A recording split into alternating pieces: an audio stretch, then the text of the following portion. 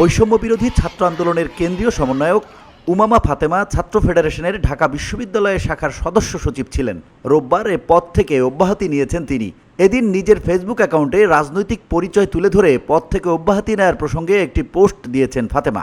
তিনি লেখেন, নতুন রাজনৈতিক বাস্তবতার প্রেক্ষিতে আমি উমামা ফাতেমা বাংলাদেশ ছাত্র ফেডারেশন ঢাকা বিশ্ববিদ্যালয় শাখার সকল দায়িত্ব থেকে অব্যাহতি নিলাম।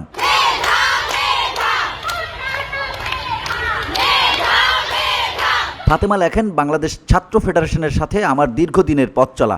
এই জুলাই গণ অভ্যুত্থানে আমি বৈষম্য বিরোধী ছাত্র আন্দোলনের কেন্দ্রীয় সমন্বয়কের দায়িত্ব পালন করছি।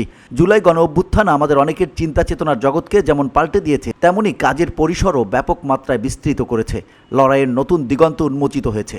পরিবর্তিত পরিস্থিতিতে সময়ের প্রয়োজনে এবং সামগ্রিক বিবেচনায় আমার পক্ষে বাংলাদেশ ছাত্র ফেডারেশন ঢাকা বিশ্ববিদ্যালয়ের শাখার সম্পাদকের দায়িত্ব পালন করা সম্ভব হচ্ছে না।